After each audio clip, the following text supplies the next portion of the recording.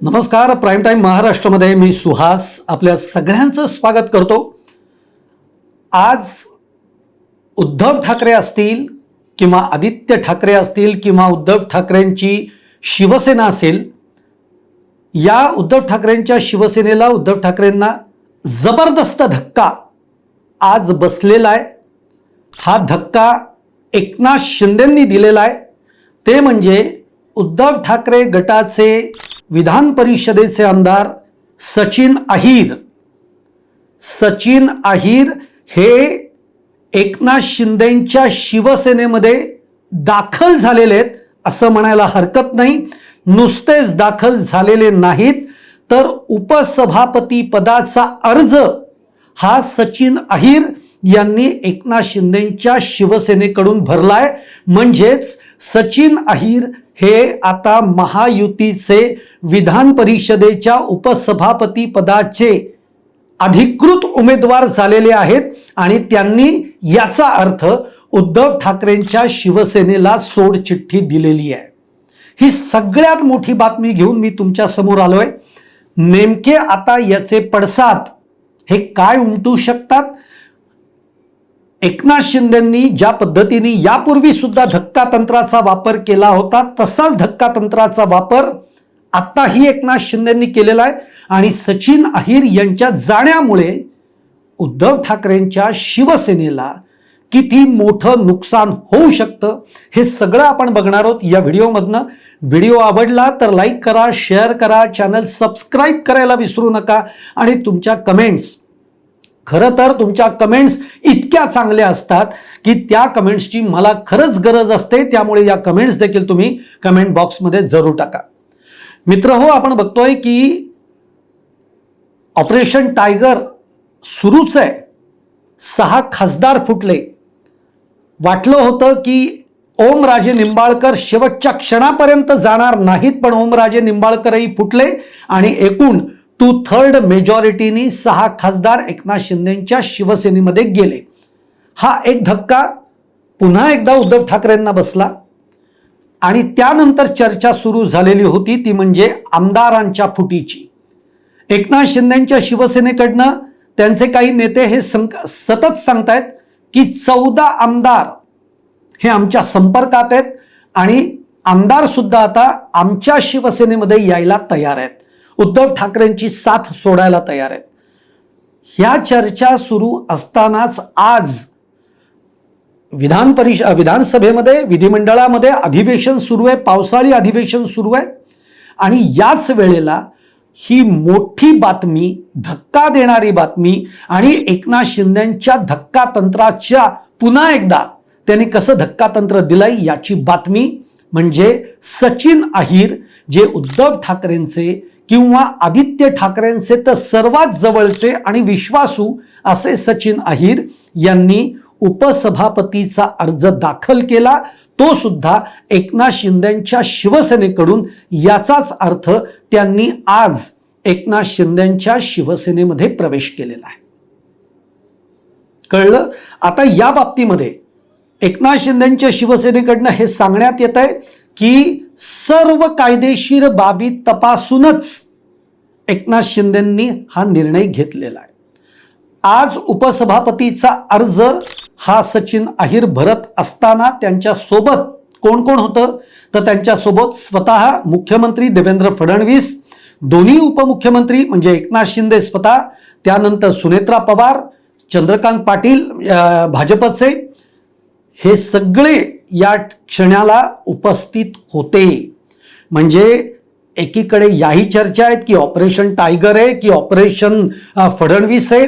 अशा सगळ्या चर्चा राज्यामध्ये सुरू असताना स्वतः मुख्यमंत्री सचिन अहिर यांच्या उमेदवारी अर्ज उपसभापतीचा भरत असताना स्वतः देवेंद्र फडणवीस सुद्धा हजर आहेत.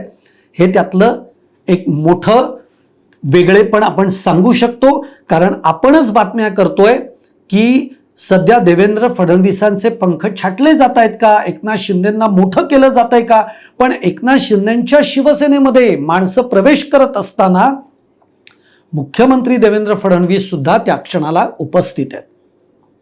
आता या सगळ्याकडे आपण कसं बघायचं आणि हा उद्धव ठाकरेंच्या शिवसेनेसाठी मोठा धक्का का आहे हे आपल्याला पहिल्यांदा समजून घ्यावं लागेल. तर आता एकूण उपसभापतीची चर्चा सुरू होती. नीलम गोरे ज्या शिवसेनेच्या नेत्या आहेत त्या उपसभापती होत्या. त्यांची जागा रिक्त झाल्यानंतर बऱ्याच नावांची चर्चा झाली. अशीही चर्चा झाली की नीलमताई गोरेंना पुन्हा संधी मिळेल, पण तसं न होता धक्का तंत्राचा वापर करण्यामध्ये एकनाथ शिंदे हे भाजपसारखे आता पटाईत झालेले आहेत. धक्का तंत्राचा वापर त्यांनी 2 ते 3 वेळेला यापूर्वी केलेला आहे. ते म्हणजे राज्यसभेवर जेव्हा ज्योती वाघमारे यांच्या नावाची घोषणा झाली किंवा यांना डायरेक्ट उमेदवारी देण्यात आली तेव्हा तो धक्का तंत्र म्हणून त्याच्याकडे बघितलं गेलं किंवा एकनाथ शिंदेची ही मास्टर स्ट्रोक किंवा मास्टर खेळी म्हणून ज्योती वाघमारेंच्या उमेदवारीकडे बघितलं गेलं. त्यानंतर धक्का तंत्र म्हणजे 6 खासदारांना आपल्या पक्षामध्ये घेणं हे एक धक्का तंत्र होतं. कारण चर्चा बरेच काळ सुरू होती, पण 6 खासदार यांना मिळणार नाहीत, मिळतील का मिळणार नाहीत या चर्चा सुरू असताना 6 खासदार उद्धव ठाकरेंची साथ सोडून एकनाथ शिंदेकडे गेले. ते एक धक्का तंत्र होतं. आणि कायमच अशा उमेदवारींच्या बाबतीमध्ये एकनाथ शिंदे असं एक नाव पुढे आणतात. आज देखील तुम्हाला सांगतो, आज विधिमंडळामध्ये काल रात्रीपर्यंत कुणालाही मागमूस नव्हता. अनेक नावांची चर्चा सुरू होती. अगदी आज सकाळपर्यंत सुद्धा कुणाच्याही तोंडी सचिन अहिर हे नाव नव्हतं, किंबहुना ते कोणाला माहितीही नव्हतं. अशी स्थिती असताना थेट उमेदवारी अर्ज उपसभापतीचा भरण्यासाठी सचिन अहिर दाखल होतात. त्यांच्याबरोबर मुख्यमंत्री, दोन्ही उपमुख्यमंत्री, चंद्रकांत पाटील, नीलमताई गोरे अशी सगळेच गँग ही तिथे उपस्थित असते आणि सचिन अहिर उमेदवारीचा फॉर्म भरतात. हा धक्का तंत्राचाच वापर आहे आणि हा धक्का हा उद्धव ठाकरेंच्या शिवसेनेला जबरदस्त धक्का मानला जातोय. तो यासाठी कारण आपल्याला माहिती आहे की सचिन अहिर मुळामध्ये कामगारांचे प्रश्नांसाठी लढणारा नेता म्हणून सचिन अहिरांकडे बघितलं जातं. किंवा म्हाडाच्या बाबतीमध्ये सुद्धा सचिन अहिर हे सातत्याने म्हाडाच्या सगळ्या प्रक्रियेमध्ये धडाडीने कार्यरत असतात. त्याचप्रमाणे शिवसेनेचे खूप वर्ष नेते राहिलेले आहेत, ते आमदार राहिलेले आहेत. वरळी हा त्यांचा मतदारसंघ आहे. या वरळीमध्ये सचिन अहिर यांचं मोठं नेटवर्क आहे. कारण म्हणजे ज्याला आपण म्हणतो ना की ग्राउंड नेटवर्क ज्याचं स्ट्रॉंग असतं तो त्या मतदारसंघाचा राजा असतो.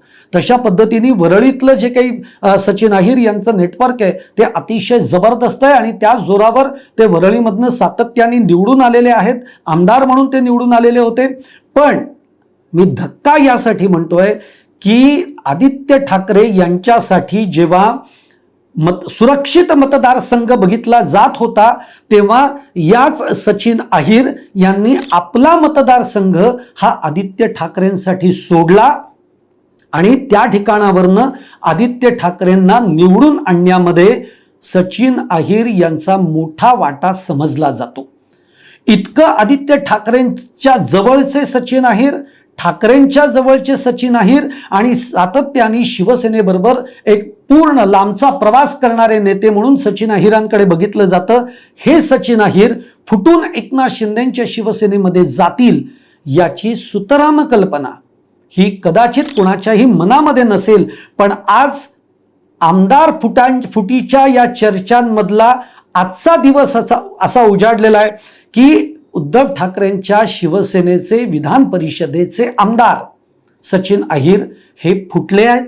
त्यांनी उद्धव ठाकरेंची साथ सोडली आहे, त्यांनी आदित्य ठाकरेंची साथ सोडली आहे आणि त्यांनी आता एकनाथ शिंदेच्या विचारांबरोबर याच्या पुढच्या प्रवासाचा निर्धार पक्का केलेला आहे किंवा त्यांनी आता शिवसेनेमध्ये प्रवेश केलेला आहे. आणि म्हणून मी जे तुम्हाला म्हटलं की उद्धव ठाकरेंसाठी हा जबरदस्त धक्का आहे.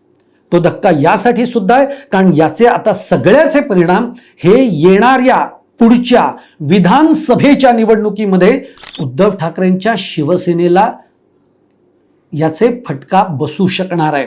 कारण आता याच्या पुढच्या काळात वरळी सारखा जो मतदारसंघ आहे हा उद्धव ठाकरेंच्याकडे राहील. त्यांच्या म्हणजे तिथनं आता आदित्य ठाकरेंचं काय होईल हा सगळा मोठा प्रश्न त्यामुळे निर्माण होणार आहे. कारण एकनाथ शिंदेची शिवसेना ही वरळीमधनं याच्या पुढच्या काळामध्ये सचिन अहिर यांच्या मदतीनं तिथला मतदारसंघामध्ये आपला उमेदवार निवडून आणणार. आज याच्यामध्ये सगळ्यात एक बोलकी प्रतिक्रिया जी दिलेली आहे ती संजय शिरसाट यांनी दिली आहे. संजय शिरसाट असं म्हणाले की आजपर्यंत उद्धव ठाकरेंच्या बरोबर ज्यांनी इतका प्रामाणिक प्रवास केलेला आहे त्यांना आपला मतदारसंघ युवराजांसाठी गमवावा लागला, पण एकनाथ शिंदेंनी सचिन अहिर यांना न्याय दिलेला आहे आणि त्यांना थेट उपसभापती केलेला आहे. आणि त्यामुळे ही खेळी जर आपण बघितली तर एकनाथ शिंदेंनी खेळलेली ही खेळी उद्धव ठाकरेंसाठी, आदित्य ठाकरेंसाठी, उद्धव ठाकरेंच्या शिवसेनेसाठी जबरदस्त धक्का मानली जाते.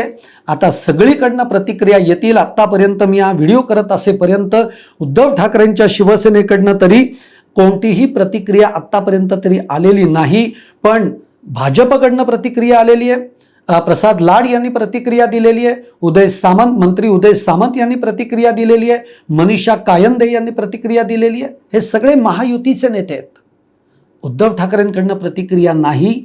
आणि आत्ता नुकताच उद्धव ठाकरेंनी 6 खासदार जे फुटून गेले त्यांच्या मतदारसंघाचा दौरा केलेला आहे आणि पुन्हा एकदा पक्ष बांधणीसाठी उद्धव ठाकरे असतील, आदित्य ठाकरे असतील, हे आता मतदारसंघात फिरतायत.